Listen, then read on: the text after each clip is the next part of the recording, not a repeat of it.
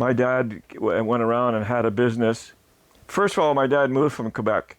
He was on a farm and didn't quite like the farm lifestyle, decided he wanted to leave the farm. There was no future for him, he thought. He came from a pretty large family. I think there were 8 kids in his family. How old was he when he left the farm? He was about 17 and a half, 18 years old, pushing 18. Pretty young. So he ended up coming to Ontario, and then his first job was working in the forest, cutting trees down, lumberjack.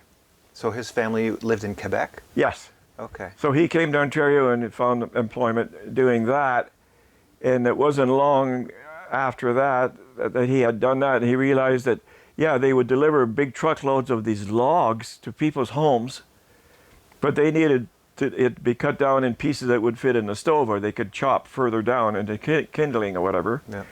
So he decided to start a business to go into people's homes where the logs were delivered and cut them down to size. So he had a saw machine, you might call it, that he would put logs on and move it over, and then he would push the thing that the log was sitting on into the saw. Yeah. This is like in his, and at his own would saw the thing, then he pushed the logs off into a pile. Like at his own property he had this?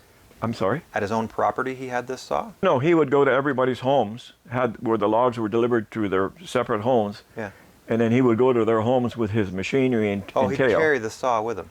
Oh, no, it was on wheels, like, oh, okay. yeah, it was something like a little trailer thing. Yeah, yeah. So it had its own little motor on it, and with belts that would run this big saw blade. Okay. Wow. So he would go to their homes and cut their logs into pieces.